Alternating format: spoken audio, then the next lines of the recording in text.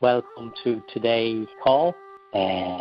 Taking the information I'm learning and receiving emails from people with suggestions and looking at what's actually happening on the ground and knowing that in my heart of hearts I want to reach as many people as I can at this time to help as much as I can as an individual as well as a collective group of people who meet regularly to meditate and to contemplate and to do workshops and whatever.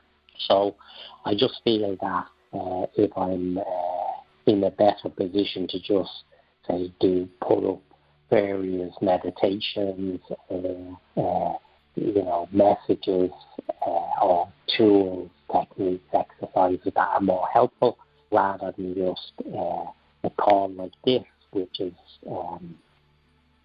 not listened to as much as putting up a short message on YouTube or whatever. So you will continue to receive this information if you wish it. Because the one thing I'm very mindful of, especially now when there's so much information being thrown at people, and some helpful, some maybe not so helpful, is not to overflood people. And a call that I did last week with my students that have been coming to meditations and stuff with me for the past 20 years. And one of the things I asked them to do was to email me at bewellclinic@yahoo.com if they wanted me to continue to say prayers for them or to keep them in what we call the lineage energy or protective energy that is done through the meditations, chairs, prayers and stuff that we do. So if anybody is listening to this call who is a student, an ex-student, whatever, and you wish me to continue to send you the protection of the lights, the prayers, please email me so I know to include you. Obviously, if you don't send me an email, I know that you no longer want to be included in those prayers, which is perfectly empowering and perfectly okay. But I just don't want to send energy to anybody who does not require or want it, because that's an intrusion. So if I don't hear, I presume you no longer wish to receive stuff from this lineage and the protection and prayers that are on offer, basically free of charge. So it's all about it. Today's call, I'd like to cover a few aspects. And the aspect I'd like to cover today is karma. Another word for karma is cause and effect. Another word for cause and effect is you reap what you sow. So I'm going to talk a little bit about karma. Then I'd like to talk about love. Then I'd like to talk about character.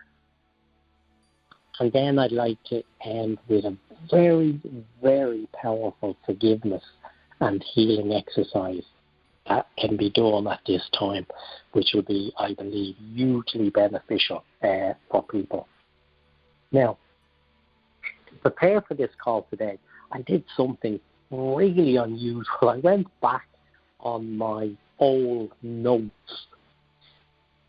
Old notes meaning that when I was training way back in the day, God, I'm starting to feel the age sometimes, but only on my body, definitely not in my mind, because I only feel like a 20-year-old in my mind and spirit. But I went back on old notes and, studies that I did in order to gain the qualification I gained and stuff like that. And I found some incredible stuff that I'd like to share with you on this call as well. And one thing I'd like to share with you on this call is an extremely important piece of information in regards to what I believe karma is, okay? And, I absolutely believe in karma. Before I ever heard the word karma, I remember growing up as a kid, and when somebody had did something wrong on me or hit me or whatever it was, and I'd say something to my mother or father or whoever it was, they'd always say things like, "Oh, don't worry about it, Derek. Little apples will grow again," which of course was, karma. And so, the basis of karma, as I understand it, and I believe it, is that we should live our lives as if our life depended on our actions, okay? And we should fully and completely understand and appreciate that every action we do has a reaction. Einstein taught us that, cause and effect. So anything we're doing at this stage is going to cause more of the same. So if that's not a very clear and simple message about watching our thoughts and watching our actions and whatever, well then really I don't know what would be or what is, because as I say, I absolutely believe that during the phase that we're going through now, we're going to have karma return. And, we're going to have to deal with that in as positive a way as possible. And in that more positive way, we get to understand some very important truths. And one of the truths that is vitally important to understand is, I think it's time we took people off pedestals. I think it's time we took certain gods off pedestals, and one of the gods being the money god, okay? And what do I mean by, well, money is a god? Because actually money has become a god for a lot of people. If people shared what they have, then everybody would have more than enough. But because some people choose not to, I believe that they're drawing to themselves karma, and I believe that little apple will grow again. I believe that karma will come to them. And so looking back on my notes from, 1989, yes, 1989, I wrote this down because I was just so blown away by this piece of information, and I'd like to share this with you. And if this doesn't explain how important or unimportant money is, I don't think I will ever be able to teach you anything more powerful than understanding that money is not everything. Okay? Name and fame is not what this game is about. It doesn't mean that you can't become famous, that you can use that fame for the betterment of humanity. If so, you will reap good karma. If you're just doing it for yourself, your ego, your self-grandization, whatever it is, well then, your karma is on the return. So, listen carefully to what I'm about to say. Because if this doesn't shift your consciousness dramatically, I don't think anything else will, because this shifted mine way back in 1989. So here it is. Without good health and peace of mind, fame and fortune means little or nothing. Think about this instance. In the year 1923, a group of the world's most successful financiers sat down at a business meeting. Present at that meeting in 1923 were the president of the largest independent steel company, the president of the largest utility company, the greatest wheat speculator on the planet, the president of the New York Stock Exchange, a member of the president's cabinet,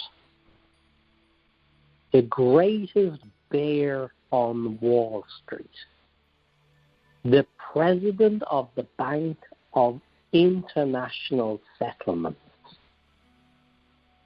the head of the world's greatest monopoly were present.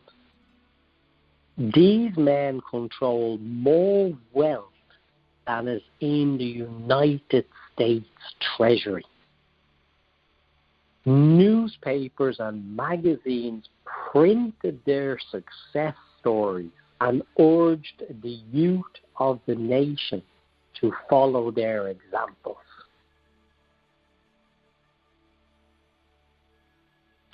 Yet 25 years later, this is what happened to them. The president of the largest independent steel company, Charles Schwab, lived on borrowed money for 5 years before he died bankrupt. The president of the greatest utility company, Samuel Insull, died a fugitive from justice and penniless in a foreign land. The greatest wheat speculator, Arthur Cutten, died abroad insolvent. The president of the New York Stock Exchange, Richard Whitney, was sentenced to Sing Sing prison for larceny. A member of the president's cabinet, Albert Fall, was pardoned from prison so he could die at home. The greatest bear on Wall Street, Jesse Livermore, committed suicide. The president of the Bank of International Settlements, Leon Fraser, committed suicide. The head of the greatest monopoly, Ivor Kruger, committed suicide. All of these men learned well the art of money making, but not one of them learned how to live. Isn't that absolutely mind-blowing? I think it is. What that should teach us is, what is it we're teaching our young people? What exactly is it that we are teaching our young people? To follow the example of these people? I hope that we begin to put proper heroes in place. When this is all over, the doctor who went the extra mile, the nurse who went the extra smile, the UPS delivery man who told a joke when somebody needed a smile, the guy who delivered your food and said, "I'm sorry I have to leave it on your doorstep. I would love to hand it to you. And when this is all over, I will have a whole different attitude in the way I hand you your food." Wouldn't that now be something absolutely brilliant? Yes, I think it would. So, on the very next page, I wrote down these things, truisms. And I'd like to read out some of them. So again, what can you do with this information? Well, do what I did with these. What I did is I wrote down one of these every week. I wrote it on a piece of paper and I stuck it to the fridge. And I contemplated what it actually meant. And I believe it made me a man I am today. It made me a better person. The next truism is, victory belongs to the most persevering. The next one is, today is that tomorrow you worried about yesterday. The next one, patience unlocks the door to achievement. The next one, Things accomplish nothing. People accomplish everything. Next one. Nothing is achieved before it is thoroughly attempted. Next one. Destiny is not a matter of chance. It is a matter of choice. Next one. Doing your best is more important than being the best. Next one. Let us choose to believe something good can happen. Next one. It is more important to do the right thing than to do things right. Next one. A hero is one who hangs on 1 minute longer.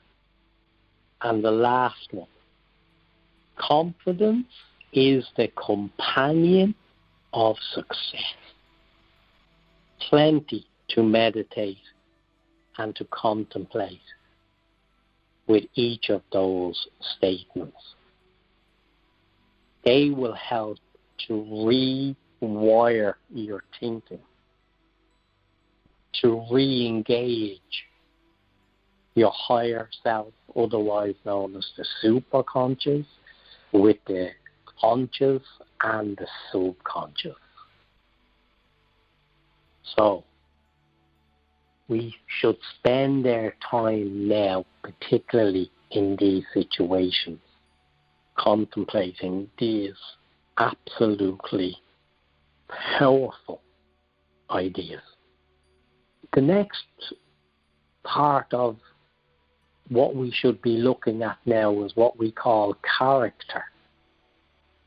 When we're in these types of situations, especially crisis situations, I remember one of my teachers saying to me one time, Derek, if you really want to know somebody's character, look at them when crisis is happening, and their true character will begin to shine through. Education leads to knowledge. So maybe we put just too much emphasis on education, because education is what people get, I feel, not true education. So education leads to knowledge. This is a true fact. The knowledge leads to wisdom, or it's supposed to anyway. And that wisdom should lead to character. And your character, after going through those stages, should lead to enlightenment. But for all that to happen, there is one absolutely important, most important agreement that you have to make with yourself. And that agreement will issue you with your highest ever degree. And the agreement is to give yourself love medicine. Love medicine. Again, let me read out some of the notes on love medicine.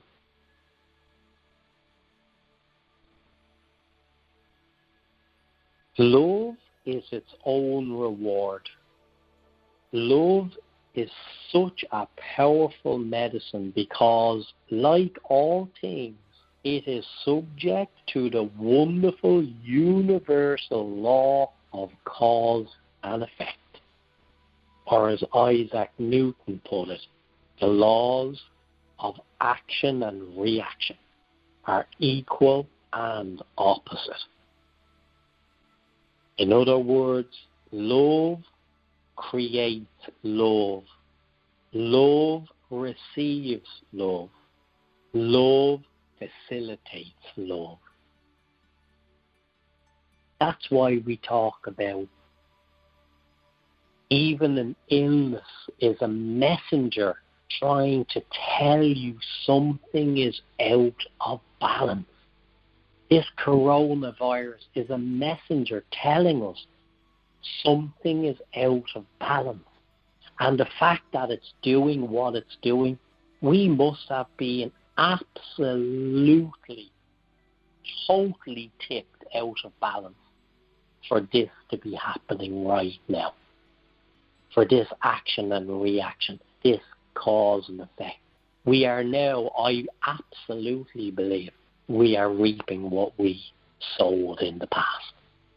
So illness is a teacher.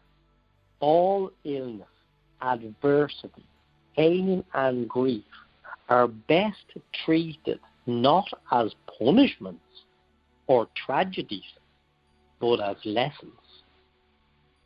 They are lessons in self-understanding and in self-love. When the lesson is learned, or at least accepted, you are left stronger, more complete, more whole, more healthy than ever before. So there you have it. Love medicine. Love as a medicine. I got an email from somebody and they pointed out a beautiful fact. And I just want to make sure that I cover this in some way so as to make sure there's no confusion. Effectively, what they were saying is that they found that the frequency of love was not the 4.432 that we spoke about, but a different frequency. And so, as I said, I'm not an expert on frequencies, but, I have to once again go over my own notes, because I take notes because you never know when, you need the notes to go back on to have a look and catch up with what we call good teachings and good ideas. And so within those notes, what I discovered was something extremely interesting. What I discovered was everything that made me what I am now.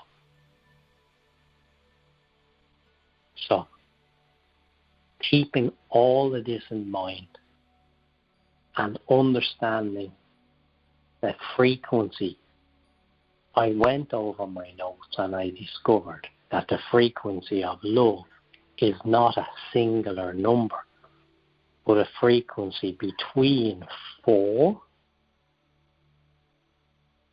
and 600 megahertz. So it wasn't out of alignment with what was said, according to my notes. It was that I hadn't quite explained it properly, maybe. So, thank you for helping us to have a look at that and to help clear up what it means and meant. So, as I said, I'm going to end this call with a very powerful forgiveness exercise. But before I do, I want to read out some of the questions that came in for today's call. And let's see how it plans out. Hi, Derek. If there's time, I felt very called to ask this. You mentioned Palm Sunday at the beginning of the other call. I've been connecting deeply into the Jesus teachings you talked about given at Creakin. Is there any update you can provide there at this time? Is there a specific way you can recommend we can connect even further into these teachings at this time through our meditation? Thank you. Okay.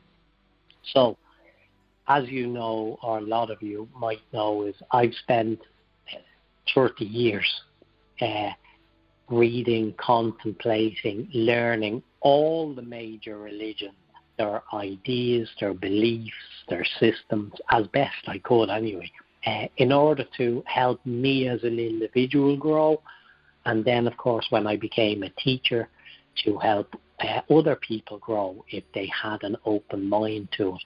And I used to absolutely love, and I would highly recommend this to everybody on this call, I used to love taking passages out of various holy books, from the Bible to the Quran to the Mahabharata, Bhagavad Gita's, I could go on forever. And I loved contemplating them. And so let me give you an idea of what I mean by contemplating and meditating, so that you can understand you are truly listening to a weirdo on this call, but as I say, weird and wired and connected to source is what I found out I was. But I'm sure I must have looked weird to people who've seen me sit for hours on end at the edge of a river or at a lake just contemplating something that I had read. And so we're currently in this virus, okay? And a teaching from, a Moses teaching was, do you remember when Moses went to the Pharaoh in Egypt and he said, "Let my people go," and the Pharaoh didn't let the people go, and so he brought all these plagues onto the Pharaoh. Do you remember that story? And if not, it's not, I do not believe that it is some sort of mortal sin for you to read other scriptures to see what truths and what resonates with you as a person. And so for anybody who knows this story anyway, it's where, all the plagues, he turned the water to blood, the plagues of locusts. But then came the big plague, which I believe is very similar to what's going on now. Okay? And it was basically Moses told his people to take lamb's blood and put it on their door, that when this plague came, when it came across their door, it would pass, it would not harm them. And that bothered me, Now think of me as a 16-year-old, maybe even 15-year-old, and I've just had to reading this or whatever it is, and I'm there and I'm going, oh my God, is God really telling people to kill, lambs and put lamb's blood on their door so that, disease won't touch that home or that house, because this disease is going to take the firstborn of every family, is what the piece in the Bible said. And I went, my God, that's cruel. And, poor little lamb. But then when I was sitting with it, I went into this state of being where I realized, oh, Lord, it's not a lamb as in a baby sheep. It is the Lamb of God, i.e. Jesus himself, known as the Lamb of God. And so it was symbolic of, if you believed in Jesus, if you believed in his teachings, if you believed, then that belief was the lamb's blood or the lamb's protection, because within the Mass, the consecrated Mass of the Catholics, this is my blood when they're holding up the wine. So it was metaphorical rather than cruel in nature. And that's the type of depth and contemplation that I brought my experience to, which I share with people. I know not everybody agrees with me. I know some people even hate me. I'll probably, if somebody's listening to this now, I'll probably get an email going, whatever, you're off the head and Christ is the only Redeemer and whatever. And do you know what? If you believe that, that's fine. I absolutely have no issue with that at all, because, as I say, this is my journey. I'm just sharing what I learned. And so what I would say is, read the holy books and sit and contemplate them. It's much better time spent than just going around with a load of rubbish hanging out of your head. So I would say that's what to do with that if I was you, the person who wrote this question. The next question. Okay. Dear Derek, I found myself like a pendulum from long time of peace, and then when I see all things that I need to do, or the disorganization in the kitchen makes me out of center or lose my center, or the news, or some chats with some friends, I have now decided to filter already many activity that does not help me stay centered and positive. Good for you.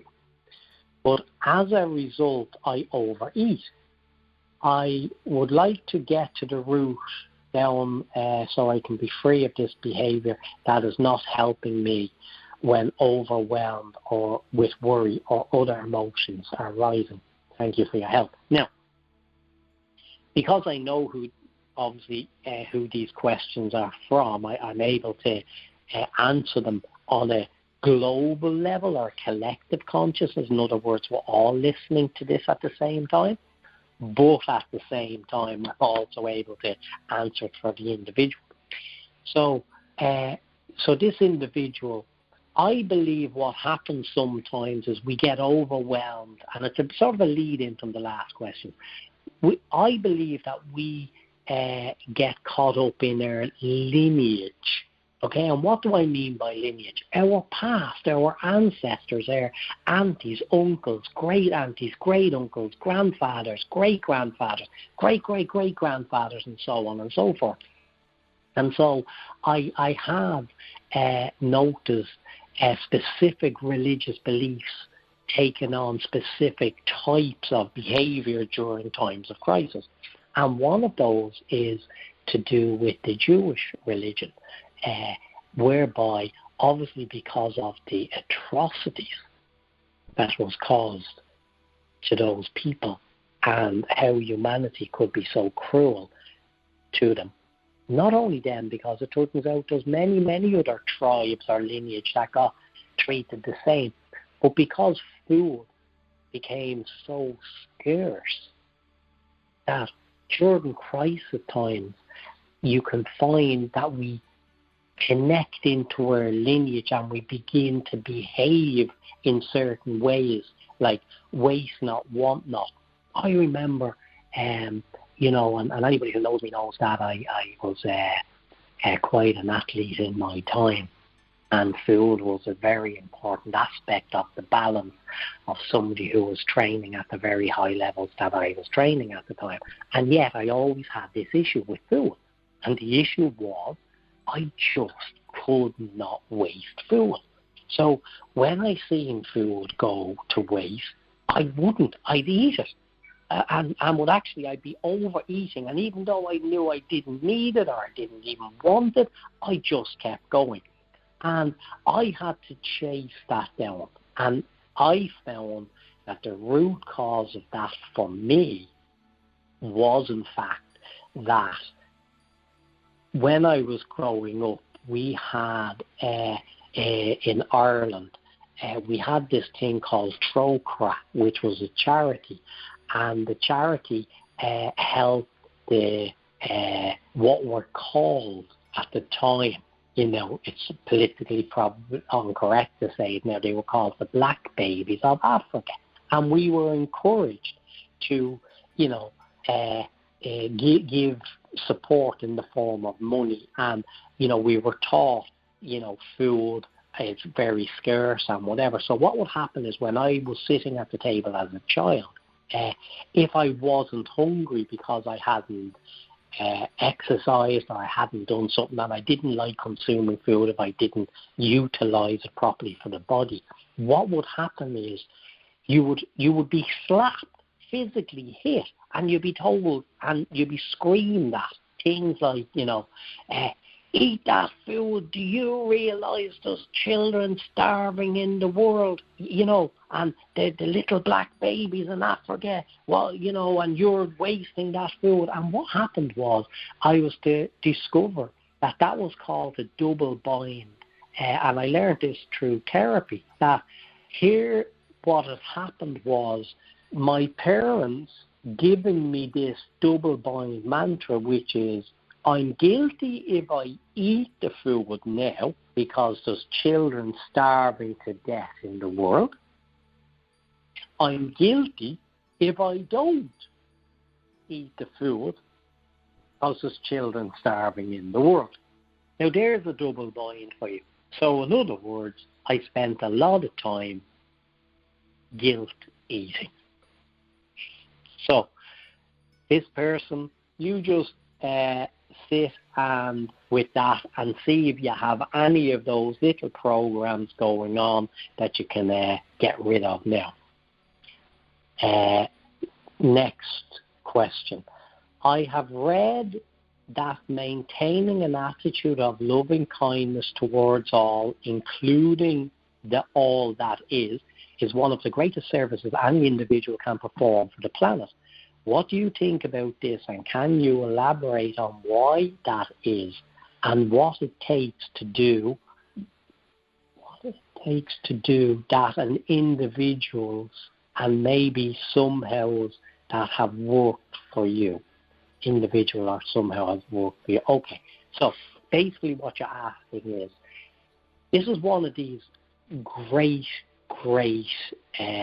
questions, and it sort of links in to the question, strangely enough, just above it, which I will read also because it's a duplicate answer. And so this question comes in about the Mahabharata, and that's another holy book. And it says, Draupadi, that's the name of a person, one of the characters in it. In the light of all that is transpiring in the world at the moment, I was wondering if you could briefly talk about the teachings you gave us a long time ago. It came from the Mahabharata. It is a teaching I always find myself thinking of when times are tough. I remind myself to never take my eye off God, as to not get lost in the chaos that may be surrounding me at the moment. In the story, Draupadi was dragged into the court by the king. So Draupadi was a woman, for anybody who doesn't know the story, was dragged in by the king and ordered her to be disrobed. So she was wearing a sari. So people know the way Indian women dress. She was wearing a sari. In the end, she could never be disrobed because she looked up and kept her eye on God. This symbology has such a powerful meaning and can be used to help all of us in times when we forget to be still and go within. At least it helps me, and I'd love to hear you explain that in a more simple way. The image below is what it looks like or needs to me as a reminder. So this answers the other question. I'm just going to mention your first name, Dawn. Okay? So this answers that, Dawn. The whole thing is this. In the Mahabharata, there was a situation where this woman was dragged in and she believed in God so much. And what they were going to do is they were going to try and embarrass her by tearing off her sari. And what she did is she just prayed to God, and as they were taking rolls and rolls and reams off her sari, it never, ever, ever, ever came to an end. In other words, she never was seen naked. It just kept going and going and going and going. And what it was symbolic of God protecting us, and God never allowing us to be embarrassed when there is no need to be. So if we keep our eye on God, we are going to have some very, very powerful, very powerful protection, which I think we all know we need at this stage. So I know there's more questions, and I really appreciate the questions, and please continue to send them in because it gives me something to talk about, okay, for the next 2 calls that I'll be doing before we finish. So I'd like to end this now with this exercise. If you're driving a car, operating machinery or anything, it's not a good time really to be listening to this exercise. So, but it's on recording and you can listen to it later. We may even lift it as a standalone exercise and put it up on my YouTube channel that you can subscribe to, which will be very powerful. Okay? And I call this exercise the exercise of compassionate forgiveness for the self. So, if you're in a position now that you can close your eyes, please do so. Take a deep breath in and exhale out. And if you're not in a position to do this, you can do it later. Okay, so deep breath in, exhale out, and close your eyes if you haven't already closed your eyes. And I want you to call to mind now somebody, some person that you're just having difficulty with.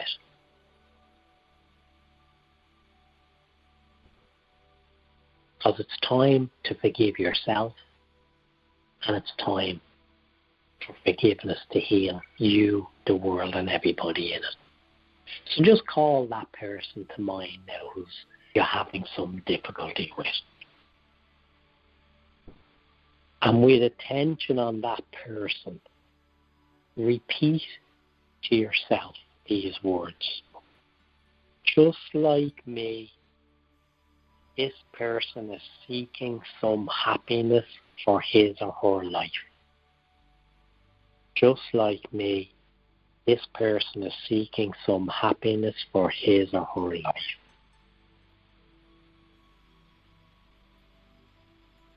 And just allow whatever healing takes place between you now take place.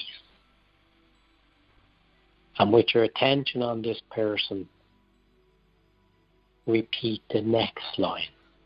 Just like me, this person is trying to avoid suffering in his or her life. Just like me, this person is trying to avoid suffering in his or her life.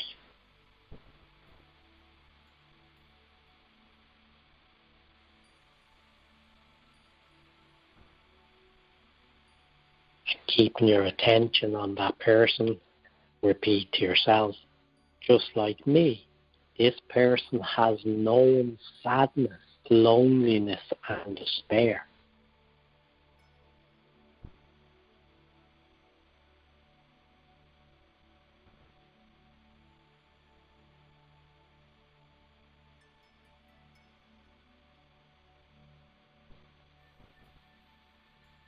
With attention on the person, just looking at that person now. Repeat, just like me, this person is seeking to fulfill his or her needs.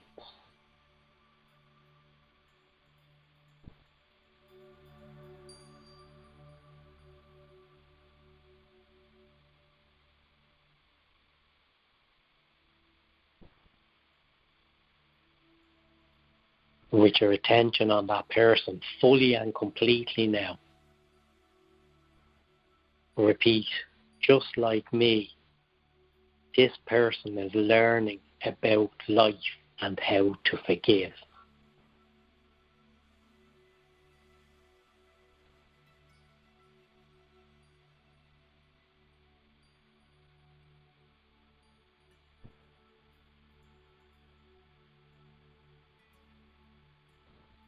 And now, just bow slightly to the person. Thank them for their presence because their soul was present. This is truly a healing exercise. Everything is energy. Everything was done in energy. There will be an effect of this exercise. a positive effect to forgive yourself, to forgive them, and to forgive the world. So that you can begin to forget about the past hurts and move into the future love. That's right. And now just release them to their higher self, and you come back to your higher self. And as I said, one of the things I'll do is I'll make this a longer exercise and put it up for your use on my YouTube channel over the coming days. But for anybody now who just needs to pop back to the here and now, off you go and make your way back here. 3, 2, 1, and back here now. Completely here and clapping. By the way, we'll end this call today with something that I taught people a couple of years ago, and now it's after coming to life. Remember I told you why it was that people clapped at the end of a performance, whether that would be a theatre show or whatever it was. What I taught people, and I share with people who weren't in that class now, the reason you clap is it breaks the state of the actor. It actually breaks their mind state so that they come out of playing the role that they were playing. And I know a lot of celebrities, film actors, who have told me they used to get stuck in a role because they studied for a film part or whatever, and it started to affect their personalities. And I was saying, yeah, that's because you didn't break state with a clap, right?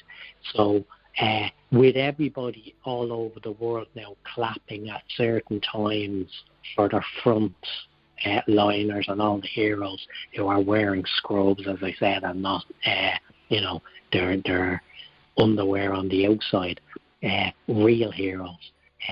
The clapping breaks the energy of the coronavirus because we collectively are sending out high vibrational thoughts and clapping the virus out of existence. So have a great weekend. It is for the Catholics of our community.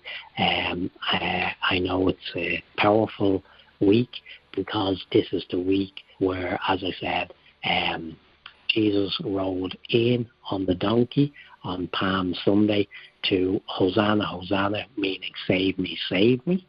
That's what Hosanna means, save us, save us. He went from there to the betrayal, which humanity, killed the lamb, killed the goodness.